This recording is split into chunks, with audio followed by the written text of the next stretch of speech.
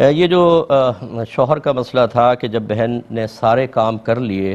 تو پھر شوہر جان بوجھ کے ایسی ہوا میں ڈھونڈ کر اور پھر آوازیں دیتے ہیں کہ آ کے یہ سامان مجھے پکڑاؤ، حالانکہ سامنے ہے۔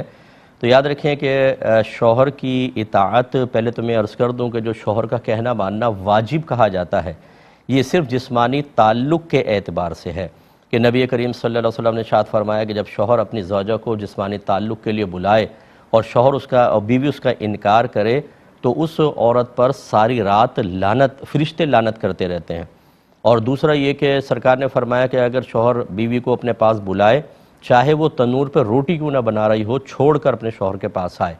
لیکن یہ بھی حکم اس وقت پورا کرنا واجب ہوگا جب عورت کے ساتھ کوئی صحیح شرعی عذر نہ ہو۔ اگر وہ حالت حیض میں ہے یا اس کی جسمانی حالت ایسی نہیں ہے، وہ بیمار ہے، کوئی اور مسئلہ ہے تو منع کر سکتی ہے، لیکن اس میں اطاعت واجب ہے۔ باقی تمام امور کے اندر اطاعت واجب نہیں ہے، کہنا ماننا بہتر ہوتا ہے، شوہر کی دلجوئی بہتر ہوتی ہے، شوہر حاکم ضرور ہے، لیکن اس کا مطلب یہ نہیں ہے کہ شوہر جیسا مرضی حکم دیتا رہے اور عورت پر واجب ہو جائے۔ مثلا شوہر کے میرے جوتے پالش کر دو، اگر یہ قول لے لیا جائے کہ شوہر کی اطاعت واجب ہے تو اس کا مطلب عورت کے لیے پالش کرنا لازم نہیں کرے گی تو ترک واجب لازم ہوگا اور گناہگار ہوگی، ایسا کوئی مسئلہ نہیں ہے۔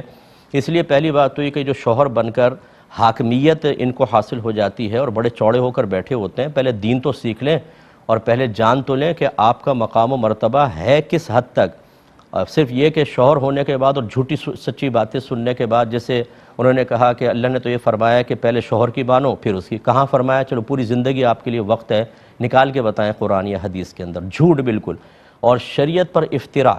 یہ میں آپ کو بارہا کہہ چکا ہوں کہ جب کوئی یہ دعویٰ کرتا ہے کہ ہماری شریعت میں ایسا ہے، یا معاذ اللہ منہ بھر کر جھوٹ بولتے ہیں کہ اللہ نے فرمایا، اس کے رسول نے فرمایا، تو یاد رکھیں یہ سب صورتوں میں آپ اللہ اس کے رسول کی طرف جھوٹ منسوب کر رہے ہیں اور یہ حرام اور گناہ کبیرہ ہے۔ تو میں اپنے سوال کو کمپلیٹ کرتا ہوں لیکن ایک مختصر سے بریک کے بعد۔ بسم اللہ الرحمن الرحیم۔ تو آپ کی خدمت میں ذکر کر رہے تھے کہ یہ شوہر کا یہ دعویٰ کرنا کہ اللہ نے تو یہ فرمایا ہے کہ اگر شوہر بلائے تو سب کام چھوڑ کر پہلے شوہر کی مانو، بالکل جھوٹ ہے، شریعت پہ افتراء ہے۔ اور اس قسم کا جھوٹ جب شریعت کی طرف منسوب کیا جائے تو رحمت کونین صلی اللہ علیہ وسلم ارشاد فرماتے ہیں کہ جو بغیر علم کے فتویٰ تھے اس پہ زمین و آسمان کے تمام فرشتے لعنت کرتے ہیں۔ دوسری بات یہ ہے کہ جب بیوی تمام کام کرنے کے بعد فرض نماز شروع کر لے تو پھر چاہے شوہر لاکھ آوازیں دے، وہ بالکل اپنی نماز جاری رکھے گی، درمیان میں کوئی نماز نہیں توڑے گی۔ ہاں، اگر نفل نماز پڑھ رہی تھی، فرض کر لیں، اور شوہر کو معلوم نہیں ہے کہ وہ نفل پڑھ رہی ہے اور آواز دے، تو پھر اس کے لیے ہوگا کہ وہ توڑ کر اب شوہر کے بات کی جواب دے سکتی ہے، اور اگر بتا کے وہ نوافل شروع کی جیسے کہ آپ نے صورتحال بتائی تو اس میں پھر نماز ختم کرنے کے بعد، اور جبکہ اب اس کو آپ کو ان کی عادت بھی منکشف ہو چکی ہے کہ خواہ زبردستی بلاتے ہیں، تو ایسے شوہر کو اگر آپ بتائیں گے نا، میرے کلپ سنائیں گی، وہ مجھے بھی چند باتیں سنا دیں گے، کیونکہ ایگو ہمارے اندر اتنا زیادہ ہے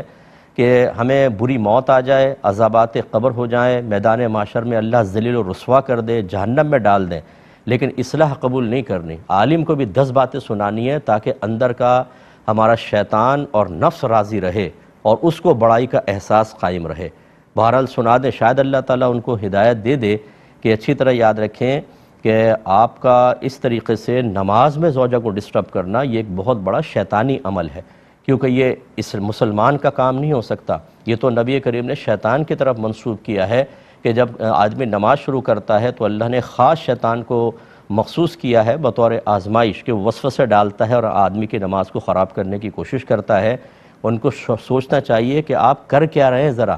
اپنے اس فعل کی گندگی، غلاظت اور قباحت پر تو نگاہ ڈالیں کہ ایک بندی تمام خدمات کرنے کے بعد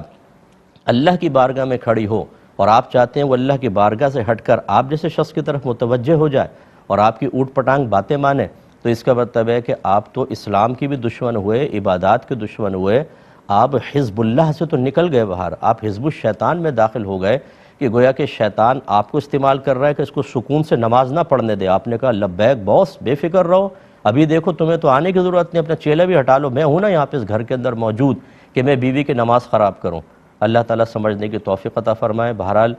ان کے شوہر جو ہیں وہ یقینی سی بات ہے کہ کوئی کافر نہیں ہے، نہ کوئی برا ارادہ ہوگا، ایک بس یہ اندر کی ایک ٹرک ہوتی ہے جس کو ختم کرنی ہوتی ہے۔ اگر وہ مسلمان ہیں تو میں ان کے لیے بھی دعا کرتا ہوں اللہ ان کو ہدایت دے اور اپنی اصلاح کی توفیق عطا فرمائے۔